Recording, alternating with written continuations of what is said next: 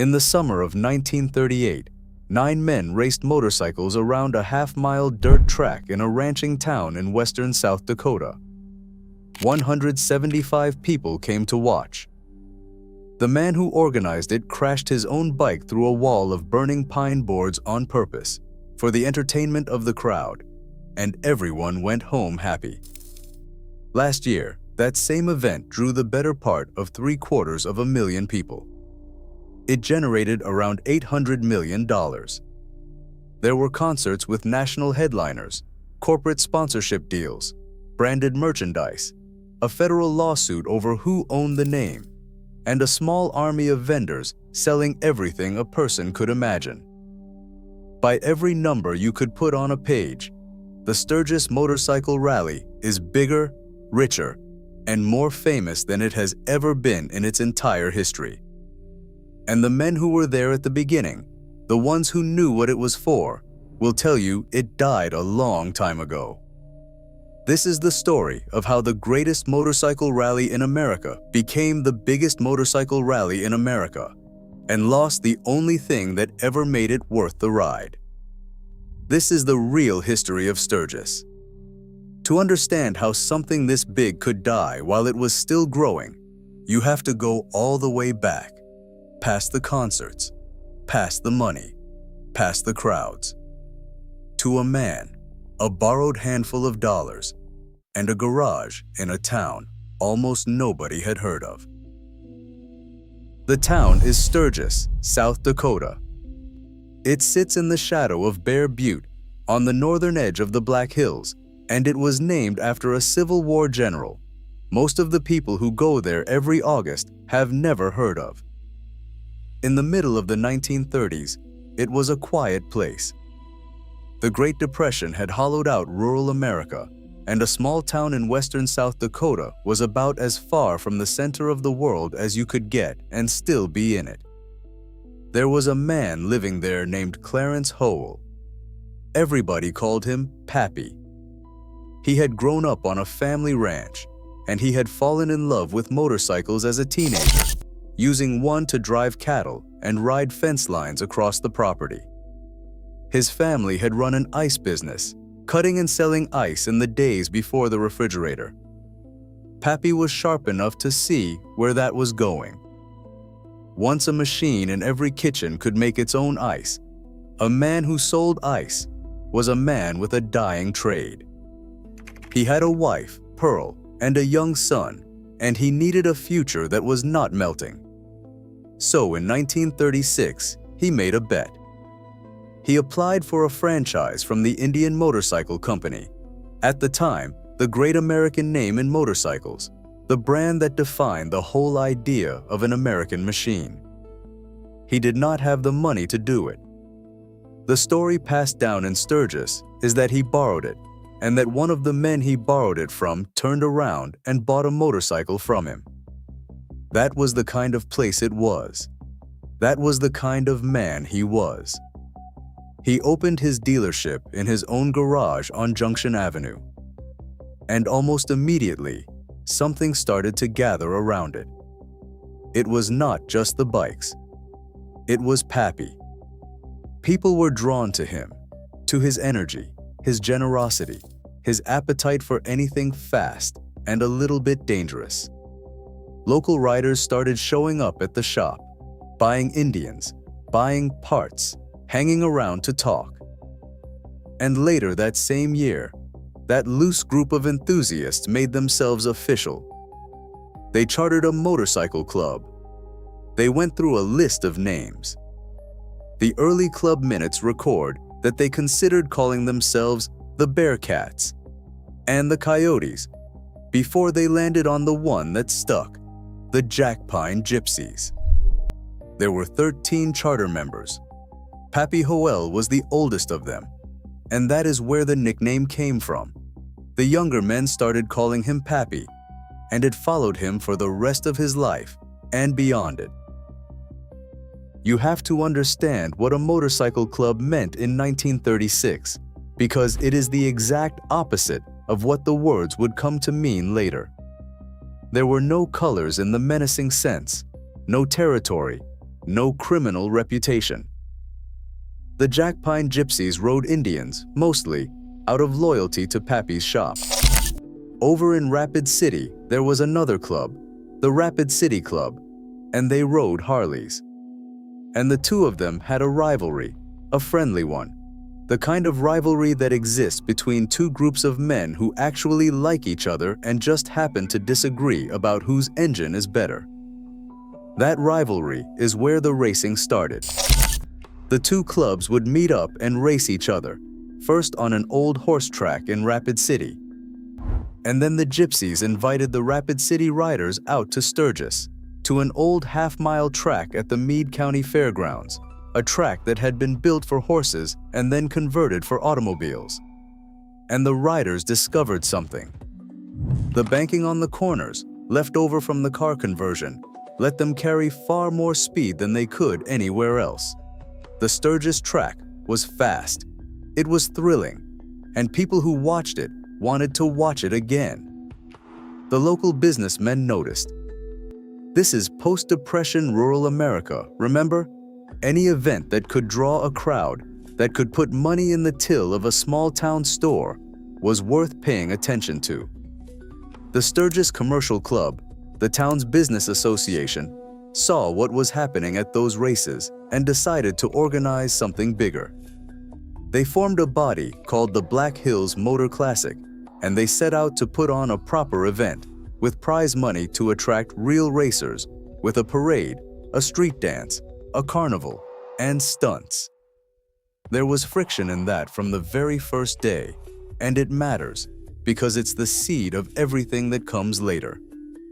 Membership in the Black Hills Motor Classic, the business organization, was limited to business owners.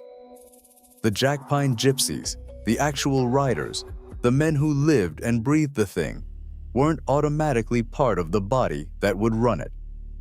There were hard feelings about that. From the very beginning, there were two Sturgises, the riders, and the people who saw the riders as a revenue opportunity. The only reason it held together at all in those early years was that Pappy Hoel happened to be both. He owned a business, and he led the club.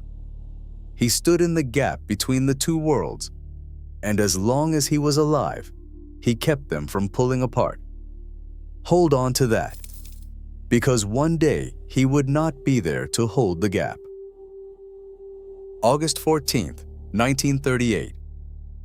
The first Black Hills Motor Classic. The main event was a half-mile race on the dirt. There were 9 riders. 8 of them were on Indians. 1 was on a Harley. The purse was $500, which was real money in 1938, enough to pull in serious competitors from outside the area. A young racer named Johnny Spiegelhoff, who had been invited up after a hill climb in Minnesota, took the championship, and he had come back and won it again, more than once, in the years that followed. The crowd that came to watch numbered around 175 people. Sit with that number for a second, because it is the whole story in miniature. 175 people. You could fit them in a high school gym. You could learn most of their names by the end of the weekend. The thing that would one day swallow an entire region every August and turn a town of 7,000 into a temporary city of 500,000, it began as a gathering small enough that everyone there could see everyone else. And it was personal. This wasn't a corporation putting on a show for strangers. When the riders came to town, they camped in Pappy Hoel's backyard. His wife Pearl cooked for them. The detail that comes down through every honest account of those early years is that she made them beans and weenies, fed them out of her own kitchen, and treated a yard full of motorcycle racers like family. Pearl ran the other half of the event too, the Gypsy Tour, a guided ride through the Black Hills and Custer State Park with a picnic lunch at the State Game Lodge. While the men raced, she drove the chase vehicle, going out to pick up riders who had broken down on the side of the road. One year, the story goes, she gave away the family's leftover tea to a stranded tourist whose Ford had overheated on the Needles Highway. That is what Sturgis was. It was a man who loved motorcycles, his wife who fed everyone, a club of friends, a fast track, and a few hundred people who came because they loved the same thing.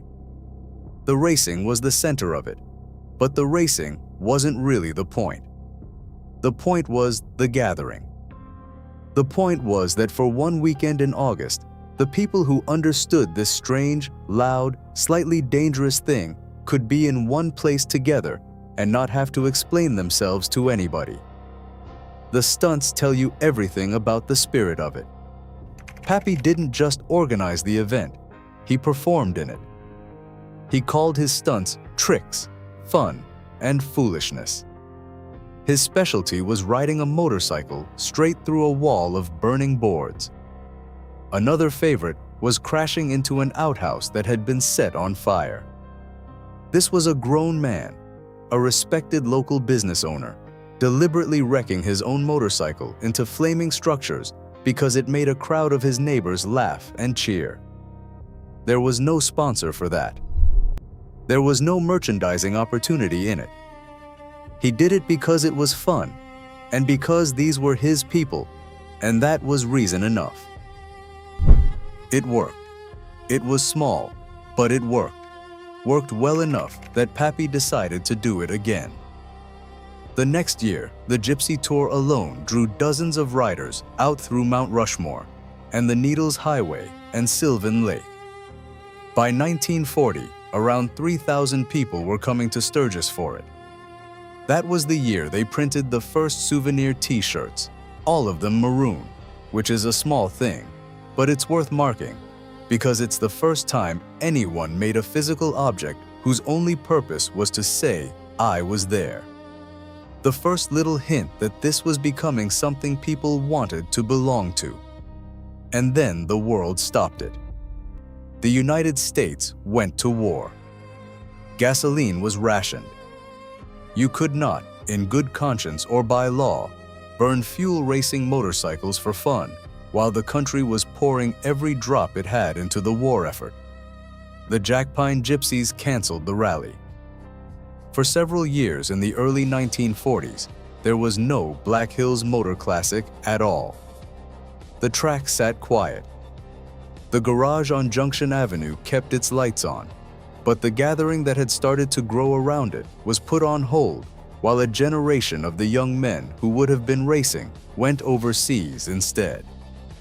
When the war ended and they came home, the rally came back with them. And here's a small wrinkle that tells you something about the character of the place. When they restarted it in 1946, they decided to count the years they'd missed. They went back and counted an informal gathering from 1937, and they counted the war years so that the numbering would line up. It's the reason the anniversary math has always seemed slightly off. The reason the 75th anniversary fell in 2015, even though the first official rally was in 1938. They didn't want to lose the years. Even the bookkeeping was sentimental. They were a club that would rather fudge a number than admit there'd been a year without Sturgis in it. The decades after the war are the years almost nobody tells stories about, and they might be the most important years of all, because they are the years Sturgis was exactly what it was supposed to be, and growing at a pace slow enough that it never lost the thread. In 1949, for the first time, the town blocked off a section of Main Street, not for a party, but for an award ceremony to honor the racers. Think about the order of operations there. The first time Sturgis closed its main street, it did it to give out trophies. The racing was still the heart of the thing. A few years later, they started closing the street for motorcycle parking, just one block at first. Today, it is 6. But it started with one block and a trophy. The event kept adding to itself, slowly, organically, the way a thing grows when the people running it actually love it. In 1961, the Jackpine Gypsies introduced hill climbs and motocross, riders dragging their machines up impossible grades, and the wild, churning chaos of off-road racing. These were not marketing additions. They were the things the club members themselves wanted to do. The event expanded because the riders' appetites expanded, not because a board of directors found a new revenue line. By the mid-1960s, it had stretched from a weekend to 3 days, then to 5. For the 25th anniversary, in the mid-1960s, attendance hit around 2,500 people, a record at the time, and a number that, today, would not fill a fraction of a single Buffalo Chip concert. But in its moment, 2,500 people was enormous. It was proof that the thing Pappy started in his backyard had become a genuine institution, a fixed point on the calendar for motorcycle people across the upper Midwest and beyond. And it stayed personal. The men who organized it were the men who rode in it. The Jackpine Gypsies owned the land. They still do. The tracks, the hill climb, the field areas, the clubhouse. It wasn't leased from a corporation or run by a promoter flown in from somewhere else. It was owned and operated by a non-profit club of riders who put their profits back into the community, into local charities, the food bank, the high school. The rally made money, but the money was a means, not the end. The end was the gathering. The end was August, and the Black Hills, and the sound of engines, and the faces you only saw once a year. This is the Sturgis that lives in the memory of the men who are old now. The Sturgis you reach for when you say it used to be real. It was a place where, if your bike broke down, the guy who stopped to help you might be the same guy you'd been racing an hour before. Where the campsite was somebody's backyard or a patch of the city park, and the entertainment was each other. Where the whole thing ran on a kind of trust that does not survive contact with 500,000 strangers. If that's the version of riding you grew up with, the version where the people mattered more than the spectacle, then this channel is built for you. And the films we make here are built to keep that history honest, the way it actually happened, without the gloss. If you want more of it, take a second right now and subscribe. Because the next part of this story is the part where it all starts to change, and you're going to want to be here for the rest of it. The thing about a golden age is that the people living in it never know that's what it is. The Jackpine Gypsies in the 1960s weren't preserving anything.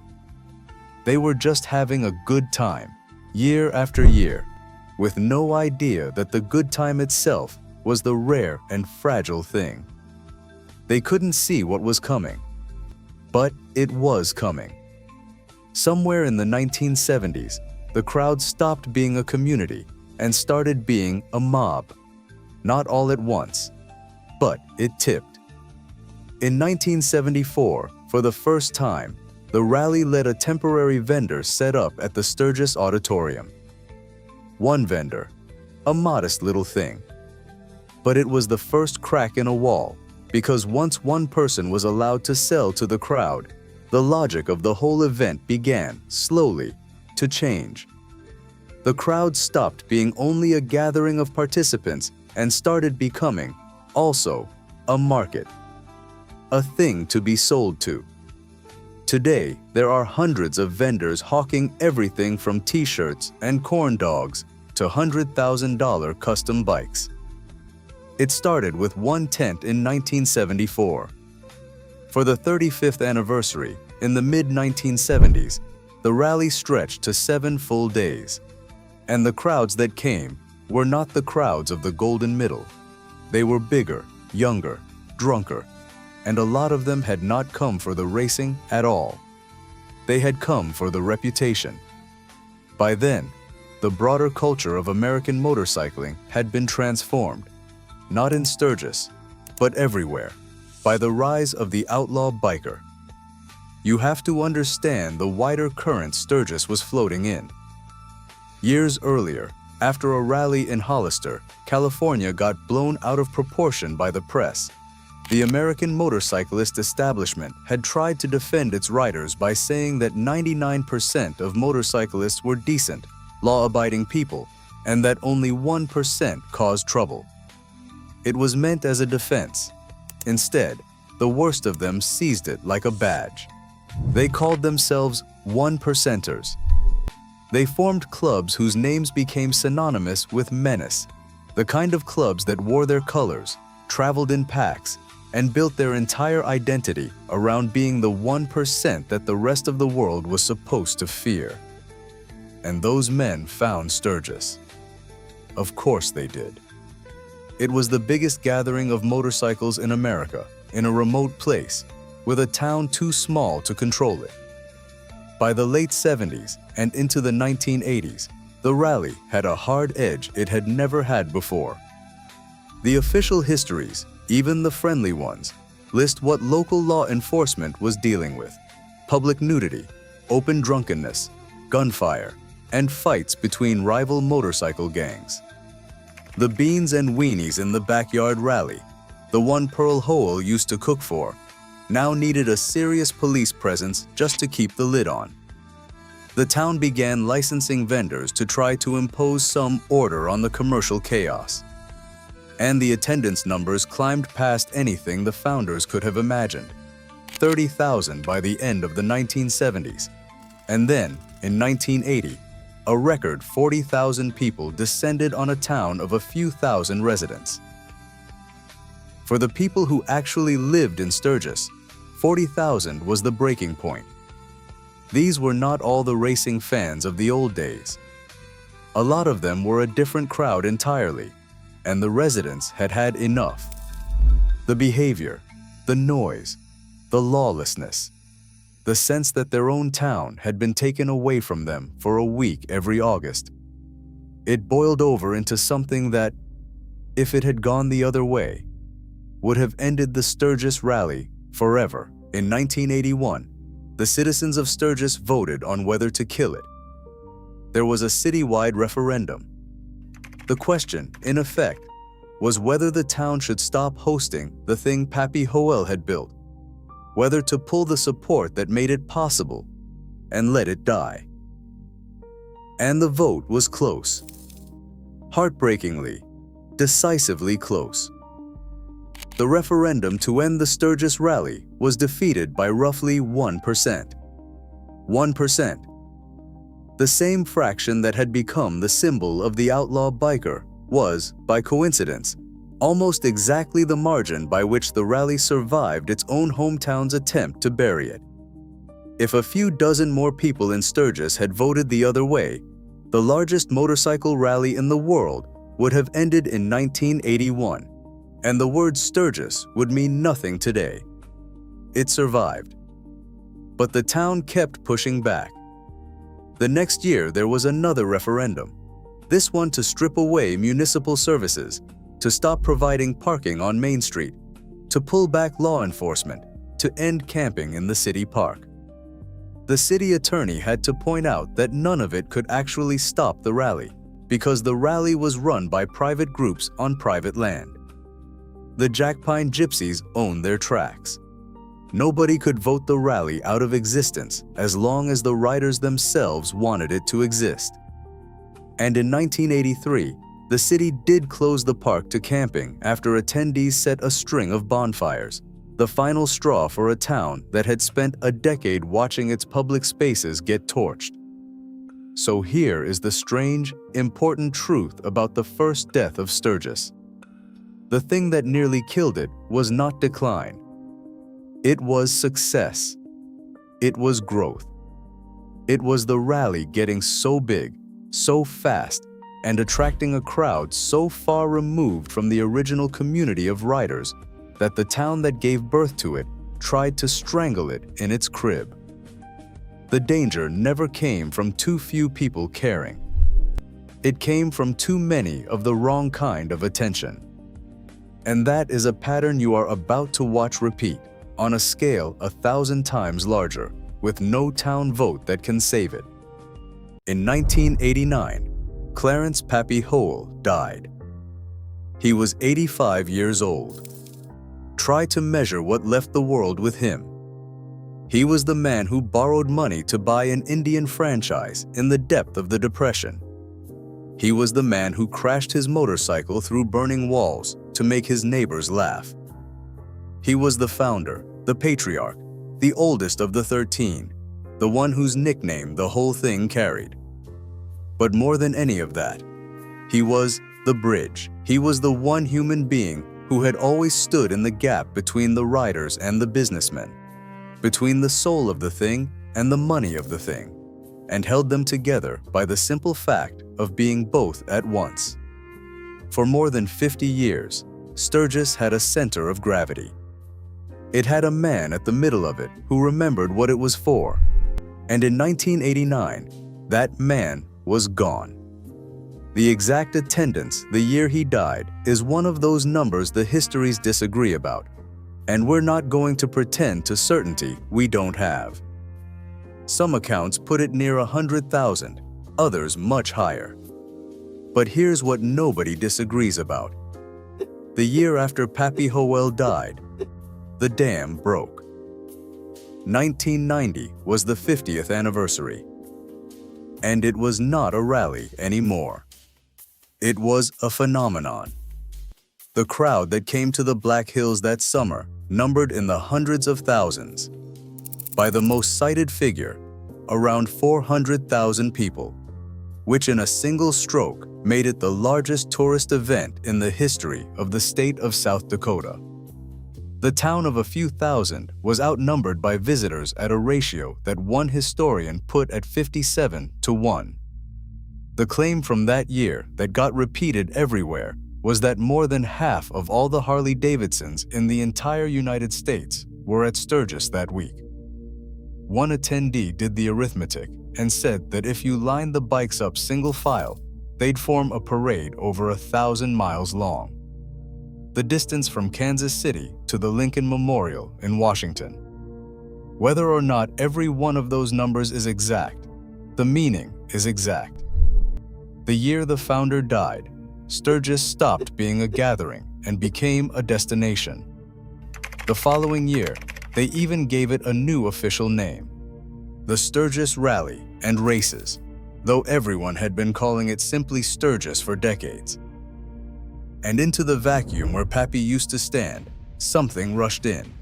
Not a person, money. Because 400,000 people is not a community. 400,000 people is an economy. You cannot feed them beans and weenies out of your kitchen. You cannot pick them up off the side of the road in your chase vehicle. You cannot learn their names. 400,000 people need hotels and campgrounds and food vendors and beer tents and parking and portable toilets and security and traffic control and entertainment, and every single one of those needs is a business opportunity. And every business opportunity attracts someone whose relationship to motorcycles begins and ends with the wallet of the person riding one. The single clearest symbol of the new era had actually been planted back in 1981, the same year the town tried to vote the rally out of existence. A man named Rod Woodruff started a campground on land east of Sturgis and called it the Buffalo Chip. And the Buffalo Chip became the engine of the modern rally. Over the years, it grew into something the founders could never have pictured. Not a campground so much as a temporary city with its own stores, its own bars, and an amphitheater hosting 9 straight days of major concerts. The headliners that have played the Buffalo Chip read like a classic rock festival bill. Aerosmith, Def Leppard, Ozzy Osbourne, Stevie Nicks, Willie Nelson. On one August night, Bob Dylan and Kid Rock played back-to-back. The place would eventually try to incorporate as a town of its own. Now, there's nothing evil about a concert. There's nothing wrong with a man building a business that gives people a good time. But notice what's happened to the center of gravity. In 1938, the center of Sturgis was a half-mile dirt track and 9 racers. By the 1990s and 2000s, for a huge share of the people coming, the center of Sturgis was a concert stage with a national act on it and a ticket price to match. The motorcycles were still there, but they were becoming the backdrop. They were becoming the theme of the party rather than the reason for it. The racing, the actual thing, the competition that the whole event had been built to showcase, the reason Pappy sought AMA sanctioning in the first place, the reason they closed Main Street in 1949 to hand out trophies. The racing became a footnote, a sideshow. Something that still technically happened. Out at the tracks the Jackpine Gypsies still owned, while the real crowd, the hundreds of thousands, flowed toward the concerts and the bars and the vendors and the spectacle. The king was dead, and the kingdom had been inherited by the cash register. I want to be straight with you about why this channel exists, right here at the hinge of the story. There are 100 places that'll give you the glossy version of Sturgis, the sponsored, sanded down, everything is wonderful version. What we do here is tell it the way the people who lived it actually remember it, with the facts checked and the hard parts left in. If that's the kind of history you've been looking for, subscribe and stay with me, because the last chapter, the part where Sturgis becomes a brand, a lawsuit, and finally a national symbol of something nobody expected, is the part that ties this whole thing together. Here is the moment you know for certain that something has changed at the deepest level, the moment people start fighting in federal court over who owns the name. As Sturgis grew into an $800 million machine, the name itself became one of the most valuable things about it. The word Sturgis. The phrase Sturgis Motorcycle Rally. Sturgis Rally and Races. An organization tied to the local Chamber of Commerce moved to trademark those words and license them to control who could put Sturgis on a t-shirt, a patch, a bottle, a poster, and to collect a fee from everyone who did. That licensing operation generated millions of dollars in royalties and sponsorship. Stop and feel the strangeness of that. A word that started as the name of a small ranching town, named after a general nobody remembers, had become intellectual property. The name of Pappy Hoel's backyard gathering was now an asset to be enforced, with lawyers, against anyone who used it without paying. The thing that had been built on a handshake economy, where a man would lend you the money to buy a motorcycle and then buy a motorcycle from you, was now a thing where you could be sued for printing the wrong word on a shirt. It went to federal court. And in December of 2019, a federal judge ruled that the organization could no longer claim ownership of Sturgis Motorcycle Rally, or Sturgis Rally and Races. He ordered the trademarks canceled. The court effectively put the name back into the public domain, which is to say, the court ruled that Sturgis belongs to everyone, to the motorcycle community at large, and to no single corporation. You could read that as a victory. The people's name returned to the people. But step back and look at what it really tells you. We had reached a point in the life of this thing where its own identity had to be liberated by a judge. The name had been captured so thoroughly by the commercial machinery that it took a federal court order to pry it loose. That is not the story of a backyard cookout. That is the story of an industry, and the industry kept industrializing. In 2016, the city formally expanded the event to a 10-day format. 10 days. The thing that had once been a weekend, then 3 days, then 5, then 7, was now a 10-day commercial season. beginning on the first Friday in August and running through the second Sunday. A span calibrated not to the rhythm of a club of friends, but to the maximization of visitor days and vendor revenue. The peak of the whole machine came in 2015, the 75th anniversary. The crowd that year was the largest in the rally's history, by the most cited estimate, around 739,000 people, with some counts running even higher. It was, by the numbers, the most successful Sturgis that had ever happened. 750,000 people. Roughly $2.5 million in tax revenue for the state in that year alone. It was also, by another measure, the deadliest. That same 75th anniversary saw the highest number of motorcycle fatalities of any rally. 15 people died. The biggest year was the bloodiest year. The sheer scale that made it a triumph on the spreadsheet also made it more dangerous on the road than it had ever been. Both of those things were true at the same time, and they were true because of the same thing: the size. And there's a detail from the modern rally that more than any attendance figure tells you what's happened to the soul of it. By recent counts, something close to 40% of the people who come to Sturgis now don't ride there. They tow their motorcycles, load them onto a trailer, drive them across the country behind a truck or an RV, and unload them for the last few miles into town so they can ride down Main Street and be seen. That share has climbed steadily over the years. Think about what that means against the origin of this thing.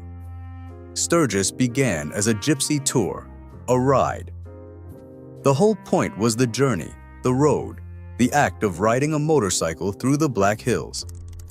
Pearl Hoel drove a chase vehicle to rescue people whose bikes broke down on the way, because getting there under your own power, on two wheels, was the entire experience. And now, 4 out of 10 people put the bike on a trailer. The ride, the literal original meaning of the event, has become optional. For a huge share of attendees, the motorcycle isn't transportation anymore. It's a prop you bring to the photo. The machine works perfectly. It just doesn't mean what it used to. And then came 2020, when the world shut down, and Sturgis became something nobody had ever asked it to be: a symbol. In the spring and summer of that year, a pandemic swept the planet. Across the United States, gatherings of more than a few dozen people were banned. Concerts were canceled, festivals scrapped, stadiums emptied, entire industries of human assembly simply switched off. The Centers for Disease Control classified large gatherings of travelers as the highest risk activity for spreading the virus. Nearly every mass event in America that summer was called off. Sturgis was not. The 80th anniversary went ahead in August of 2020, in the middle of the worst public health crisis in a century. And it did not go ahead quietly. Roughly 460,000 people came, nearly 500,000, into a town of 7,000 from every corner of the country, with no mask requirement and no real distancing. The Buffalo Chip ran its full slate of concerts. Some of the biggest acts pulled out. Willie Nelson, ZZ Top, and Lynyrd Skynyrd all dropped off the bill, but plenty played on. And one of them, a band whose lead singer stood in front of a packed, maskless crowd, shouted out a line that became, overnight, the defining soundbite of the entire pandemic-era culture war. He told the crowd they were all there together, being human again, and then he cursed the virus by name. The video went everywhere. Sturgis 2020 stopped being a motorcycle rally and became a national Rorschach test. To one half of the country, it was a monument to recklessness, a super spreader event, a crowd of people endangering everyone they would go home to. researchers produced a study estimating the rally might have driven 250,000 coronavirus cases nationwide and tens of billions of dollars in health costs. To the other half of the country, it was a monument to freedom, proof that some Americans still refused to be told they couldn't gather, couldn't ride, couldn't live. The governor of South Dakota defended it fiercely, framing it as a matter of personal liberty. We're not here to relitigate that fight, and the truth of the numbers was hotly disputed. The headline case estimates were challenged hard by other economists and fact-checkers, and the real figure was almost certainly impossible to pin down. The point for this story is not who was right. The point is what Sturgis had become. An event that began as 9 racers and 175 neighbors, a gathering so intimate that the founder's wife cooked dinner for everyone, had become so enormous, so culturally loaded, so symbolically powerful, that whether or not it happened was now a national news story argued over by epidemiologists and governors. The little backyard cookout had become a thing the whole country had an opinion about. That is one definition of triumph. The rally was so important it could not be canceled even by a pandemic. The institution Pappy Hoel built had become, in a sense, immortal, too big, too distributed, too economically vital, too symbolically charged to die. There was no town vote that could end it now. There was no virus that could stop it. And yet, look at what's happened since the peak. The 75th anniversary in 2015, with its 750,000 people, was the high watermark, and the tide has been going out ever since. In the years after, attendance fell by roughly a third off that peak. The counts bounced and dipped, a strong pandemic-defying year, then softer ones, with traffic into town in some years running double digits below the recent average before recovering again. The rally is still huge. It is still, by a wide margin, the biggest motorcycle gathering in America. But the relentless growth that defined its first 80 years has stopped, and the people whose job it is to keep it alive are openly worried about the one thing that no amount of money can buy. The riders are getting old. That is the quiet crisis underneath all the noise. The core of Sturgis, the heart of the crowd, has always been the generation that grew up when motorcycling was at its cultural peak in America, and that generation is aging out. Year by year, there are fewer of them on the road, and the younger riders aren't replacing them at the same rate. The organizers have started programs to draw in young people, teaching kids to ride balance bikes, partnering with technical schools to build custom motorcycles, setting up rider training sites for beginners, because they can see the demographic cliff coming. They are, in the most literal sense, trying to manufacture the next generation of the community that used to manufacture itself. There's a moment from one recent rally that says it better than any statistic. A reporter was talking with a young girl whose family had brought her to Sturgis. She'd taken a ride through the crowd of motorcycles with her grandfather, and the reporter asked her whether she could see herself coming back to the rally as an adult, on her own. And the girl, looking out at the spectacle that 500,000 people travel across a continent for, could only manage a small, uncertain answer. Maybe. She didn't really like big crowds. Maybe. That's the future of the greatest rally in America. In the mouth of a child. Not a roar, not a certainty. A shrug. So did Sturgis die? You can hold the question up to the light and turn it, and you'll see 2 completely opposite answers, and both of them are true. By every external measure, Sturgis is more alive than it has ever been. It draws 500,000 people in an ordinary year and 750,000 in a great one. It generates $800 million. Its name is so valuable, it took a federal judge to settle who owns it. It is so culturally powerful that it couldn't be stopped by a global pandemic. The 9 racers and the 175 spectators have multiplied into one of the largest recurring human gatherings in the country. By the numbers, Pappy Hoel's backyard cookout conquered the world. That is true. And by every internal measure, by the only measures that ever mattered to the men who built it, Sturgis died somewhere along the way, and it's not coming back.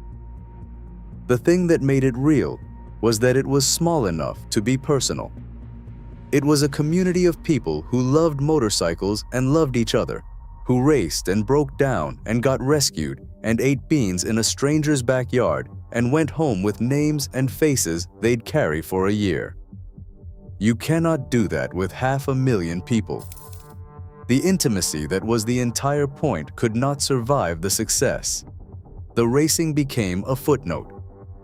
The ride became optional, towed in on a trailer for the last few miles. The name became a trademark. The gathering became a market. The founder died, and no one ever stood in the gap again, and the money rushed into the empty space and never left. That is also true. Both things are true. Sturgis is the biggest it has ever been, and Sturgis is dead. It conquered the world by becoming something the people who created it would no longer recognize. It survived by ceasing to be itself. The patient is thriving. The patient is also gone. And the most honest thing anyone can say about the greatest motorcycle rally in America is that it won. And that winning is exactly how it died. 9 racers on a half-mile dirt track.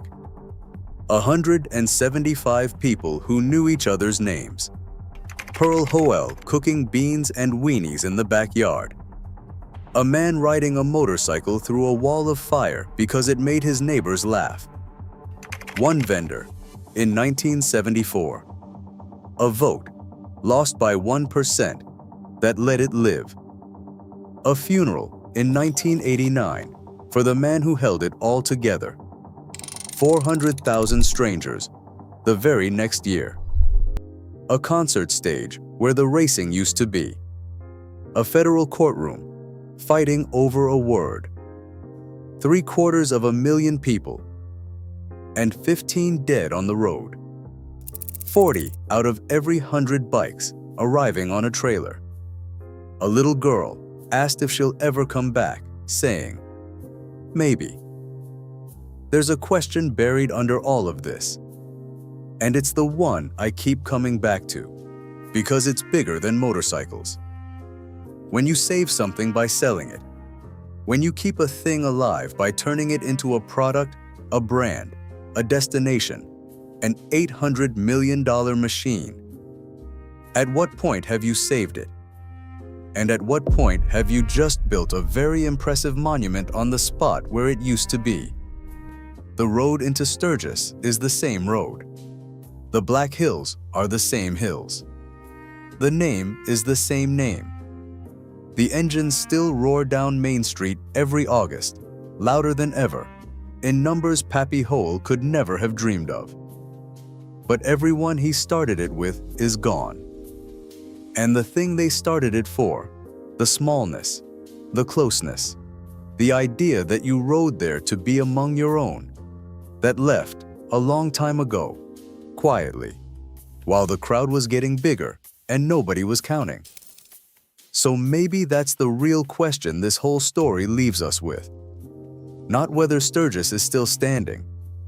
It's standing. It's enormous. It'll outlive all of us. The question is how you tell the difference between a thing that's still alive and a thing that's just still open.